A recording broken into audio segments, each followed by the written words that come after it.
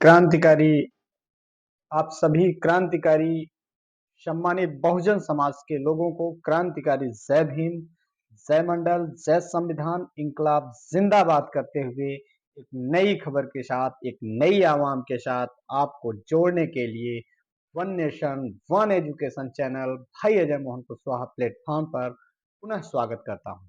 साथियों, जैसा कि लोकसभा चुनाव 2024 को मद्देनजर रखते हुए आपके बीच में सबसे बड़ा इस समय विपक्ष में इंडिया अलायंस का गठबंधन निकल करके सामने आ रहा है और उसमें तरह तरह के जो नेता सम्मानित गण लोग हैं, उनमें से एक माननीय स्वामी प्रसाद मौर्य जी फायर ब्रांड जो बहुजनों की कहे जाते हैं, उनका मैं हार्दिक स्वागत अभिनंदन करता हूं। उन पे चर्चा करने जा रहा हूं और हाँ, आपको बताने जा रहा हूं, आप भी चौंक जाएंगे। अभी कल माननीय स्वामी प्रसाद मौर्य जी का रायबरेली में कार्यकर्ता बैठक होती है।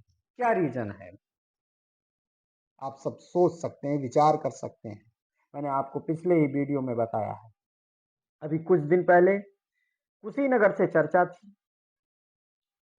से चर्चा थी कि माननीय स्वामी प्रसाद मौर्य जी लोकसभा सीट से उतर सकते हैं, लेकिन कुछ अटकलों को दूर करते हुए यहाँ पर कयास लगाए जा रहे हैं, गणित बैठाए जा रहे हैं कि इनको कहां से लड़ाया जाए। हाँ, निश्चित रूप से मैं आप सबको बता दूं स्पष्ट करके कि माननीय स्वामी प्रसाद मौर्य इंडिया गठबंधन का एक बहुत बड़ा हिस्सा है और इस हिस्से में माननीय स्वामी प्रसाद मौर्य जी अगर गांधी परिवार रायबरेली से नहीं चुनाव लड़ता तो इनका 100% चुनाव लड़ना निश्चित हो गया है। साथी, मैं आप सबको बताना चाहता हूं, आप यहाँ पर विधानसभा बाई विधान जो 5 विधानसभाएं हैं उनका भी गुणागणित मैं आपको बताऊंगा।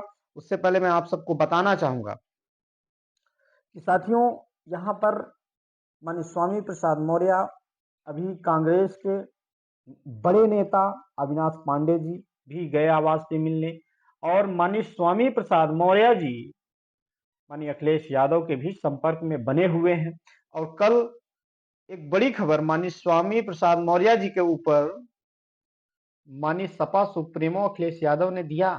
कहा, मीडिया वालों ने अखिलेश स्वामी प्रसाद मौर्य जी को लेकर के पूछा तो उन्होंने कहा, मुझे क्या पता मेरी पार्टी से वो कब गए। आप सोच, कुछ लोग निगेटिव ले सकते हैं और कुछ लोग पॉजिटिव ले सकते हैं, तो यहां पर ज्यादातर लोग निगेटिव ले सकते हैं। साथियों, मैं आप सबको बताना चाहता हूं, यहां पर कल रायबरेली में माननीय स्वामी प्रसाद मौर्य जी का कार्यकर्ता बैठक होती है और बहुत बड़े पैमाने पर बृहद कार्यक्रम होता है। मैं आपको, आज भी उनका दौरा है, कल के डेट में दौरा था उनका, मैं आपको दिखाता हूं उनका जो है दौरा जो था रायबरेली का। साथियों, उनके इस कार्यकर्ता बैठक में माननीय स्वामी प्रसाद मौर्य जी ने स्वयं बोला और वहां पर कार्यकर्ता जितने थे उन्होंने कहा, स्वामी संविधान बचाओ और भाजपा हटाओ का नारा लगा, देश बचाओ भाजपा हटाओ का नारा लगा। इस तरह से उन्होंने कार्यकर्ता बैठक में अनाउंस की और अखिलेश यादव जी भी संपर्क में हुए हैं और कांग्रेस इंडिया अलायंस गठबंधन की पूरी मंशा है माननीय स्वामी प्रसाद मौर्य जी को इंडिया अलायंस गठबंधन से चुनाव लड़ाने की। अब मैं आपको बता रहा हूं, विधानसभा में आंकड़ों के आधार पर यहां पर सपा का लोकसभा प्रत्याशी 2024 कैसे जीतेगा। आप देखिए, ऊंचाहार विधानसभा में बीजेपी कुल वोट अमरपाल मौर्य जी को लड़ाई थी, 75,893 वोट पाई थी। और वहीं पर ऊंचाहार जो अभी बागी हो गया, मनोज पांडे मुख्य सचेतक सपा से ही लड़कर 82,514 वोट पाया था। बीएसपी का वोट कुल वोट 34,592 वोट था और कांग्रेस का 9,985 वोट था। अब यहां पर देखा जाए तो प्लस पॉइंट कांग्रेस और बीजेपी, कांग्रेस और सपा का दोनों वोट मिला देंगे तब भी प्लस पॉइंट है और कुछ वोट बीएसपी का भी मिलेगा। अब आइए, अगली विधानसभा बछरावा विधानसभा है। बछरावा विधानसभा में बीजेपी 62,993 वोट पाई है और यहाँ पर सबसे मजबूत कैंडिडेट बीजेपी ने उतारी थी आदित्य सिंह को, और जो हार गई। और सपा 65,747 वोट पाई है और बीएसपी 13,730 वोट पाई है और कांग्रेस 56,835 वोट पाई है। अब यहाँ पर जितनी विधानसभाओं को मैं आप लोगों के बीच में रख रहा हूं, यहाँ पर कांग्रेस और सपा का गठजोड़ अब आप लोग जोड़ करके देखेंगे तो प्लस पॉइंट में जा रहे हैं। अब आगे देखिए, एक रायबरेली विधानसभा है जो मेन विधानसभा है। यहाँ पर रायबरेली मेन विधानसभा में बीजेपी जीती है। यहाँ पर बीजेपी का वोट 1,19,74 है और उसके साथ साथ सपा का 94,294 है, बीएसपी का 9,931 है, कांग्रेस का 14,884 है।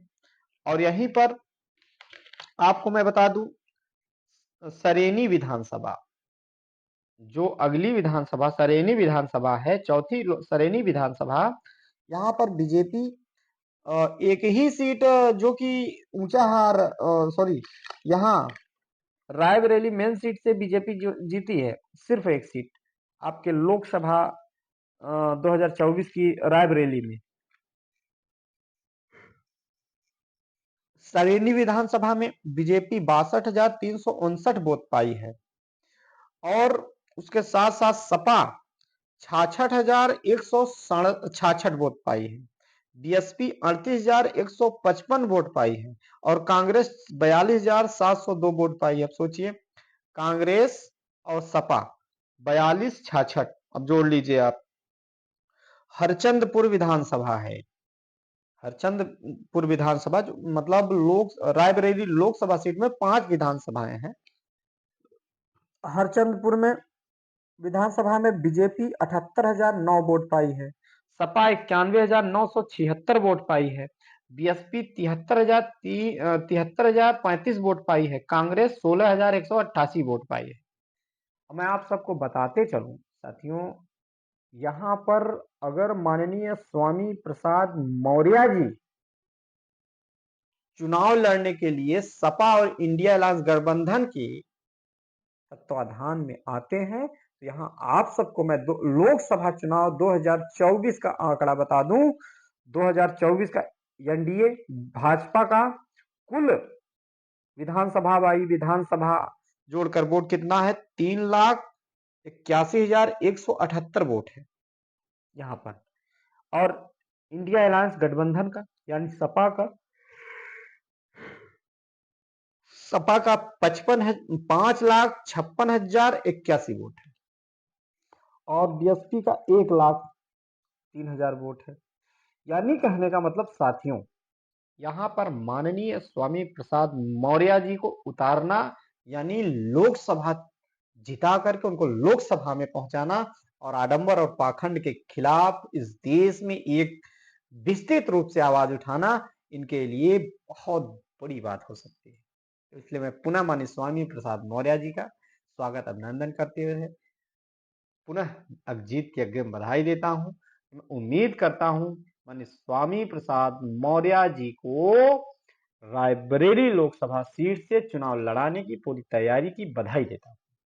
और आगे देखिएगा भाई, माननीय स्वामी प्रसाद मौर्य एक फायर ब्रांड नेता है, वैचारिक फायर ब्रांड नेता। ऐसे नेताओं को समाज में जरूरत है।